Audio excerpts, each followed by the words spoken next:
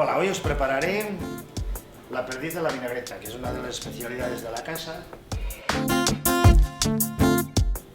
La base principal, la perdiz, arreglarlas, liñarlas, dejarlas ya preparadas para primero una cazuela de barro, aceite de oliva, vinagre y el doble de agua.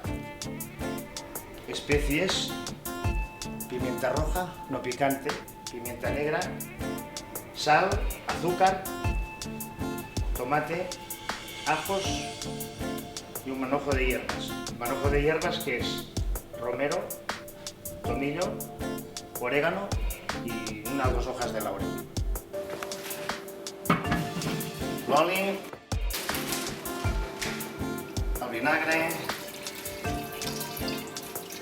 l'aigua,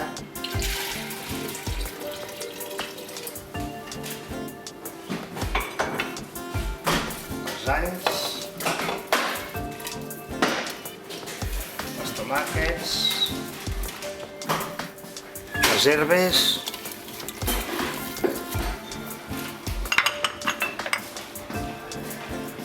pebre vermell,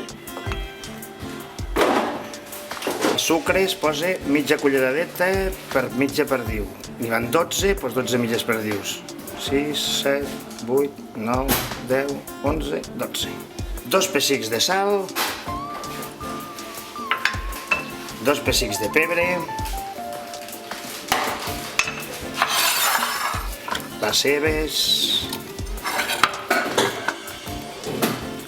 unes 12 cebes, que són 12 perdius, 12 mitges, 12 cebes,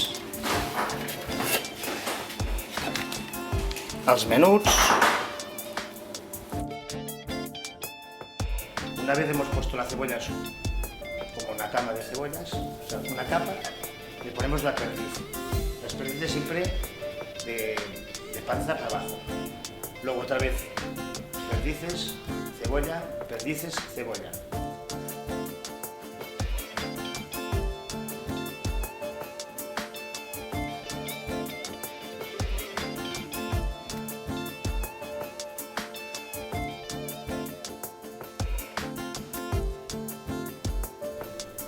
La dejamos tapada la olla, la dejamos toda cerrada y que hierve de 2 horas y media a 3.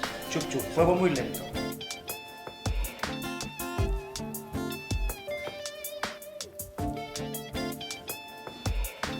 Y una vez está empezado las 3 horas, es cuando tienes que dejar la perdiz, reposarla y es mejor servirla un día para otro.